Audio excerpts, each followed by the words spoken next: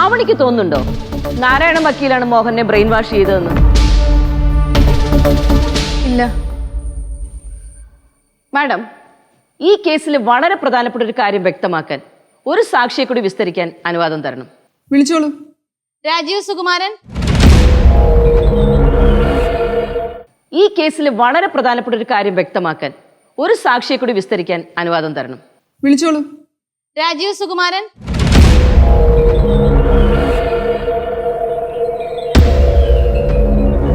രാജീവ് സുകുമാരൻ അല്ലേ? അതെ. എന്ത് ചെയ്യുന്നു? ബിസിനസ്സാ മാഡം. രാജീവിന് ആവണിയെയോ മോഹനെയോ ആരെയെങ്കിലും പേഴ്സണലി അറിയോ? ഇല്ല മാഡം. ഇവിടെ ഇരിക്കുന്ന ആരെയും രാജീവിന് അറിയില്ല, ഒരാൾ ഒഴികെ. അതാരാ? പറയാം മാഡം.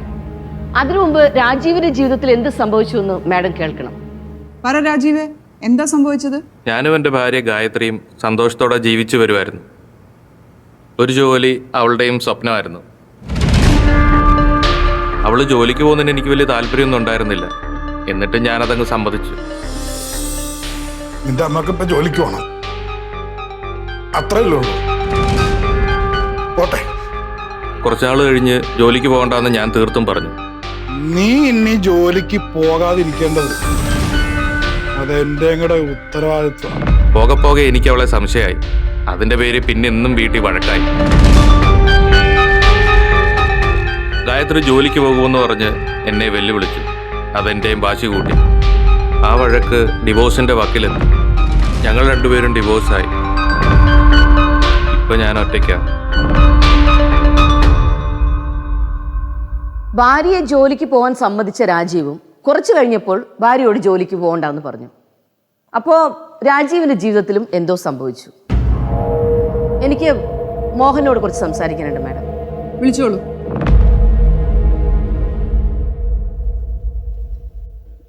രാജീവ് പറഞ്ഞത് കേട്ടില്ലേ മോഹനൻ? അത് അതുപോലെ തന്നെ മോഹന്റെ ജീവിതത്തിൽ സംഭവിച്ചില്ലേ?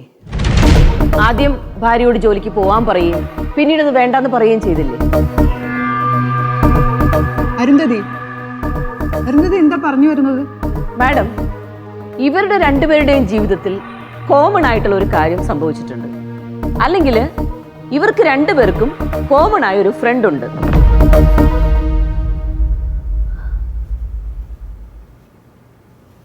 രാജീവ്, ഈ ഇരിക്കുന്ന കൂട്ടത്തിൽ ആരെയാണ് രാജീവിന് പരിചയമുള്ളത്? ഈ നാരായണൻ വക്കീലിനെ. എൻ്റെ ജീവിതം തകർത്തത് ഇയാളാണ്. എൻ്റെ മനസ്സിൽ വിഷം കുത്തിവെച്ച് എൻ്റെ ഭാര്യയും എന്നെയും അകറ്റിയത് ഇയാളാണ്. എല്ലാം കൂടെ എന്റെ തലയെ കൊണ്ടിടാനുള്ള പണിയാണോ വക്കീലേ? Be quiet mister Narayanan. ഞാൻ ചോദ്യങ്ങൾ ചോദിച്ചുകൊണ്ടിരിക്കുകയല്ലേ? നാരായണ വക്കീലേ, ഇരിക്ക്. രാജീവേ, നിങ്ങളുടെ ഡിവോഴ്സ് കേസ് വാദിച്ചതാരാണ്? ഈ നാരായണൻ വക്കീല്. Please note this point my lord. രാജീവിന്റെ കേസ് വാദിച്ചത് നാരായണ വക്കീല്, മോഹനന്റെ കേസ് വാദിക്കുന്നതും നാരായണ വക്കീല്.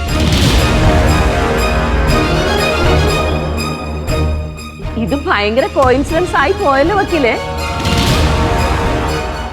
മോഹൻ, നിങ്ങൾ ഇതുവരെ പറഞ്ഞില്ല നിങ്ങൾ ആരെ കാണാനാണ് പോയതെന്ന്, നിങ്ങൾ ആരുടെ കൂടെയാണ് ഇരുന്ന് മദ്യപിച്ചതെന്ന്. മടിയാണെങ്കിൽ പറയണ്ട. മൈലോൺ, ആവണിയുടെ സുഹൃത്ത് സുധാമണിയെ വിസ്തരിക്കാൻ അനുവദിക്കണം. വിളിച്ചോളൂ. സുധാമണി സുദർശനൻ.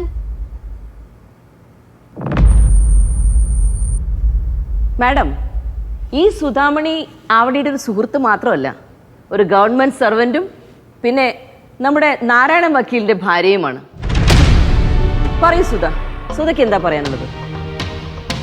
ഈ രാജീവിന്റെ ജീവിതാനുഭവവുമായി സാമ്യമുള്ള 12 പേരും കൂടെ ജീവിച്ചിട്ടുണ്ട്. വ്യക്തമായില്ല. വ്യക്തമായി പറയാം മാഡം. നാരായണ വക്കീൽ വാദിച്ചേക്കുന്നത് ആകെ 12 കേസാണ്. മോഹന്റേത് 13ാമത്തെ കേസ്.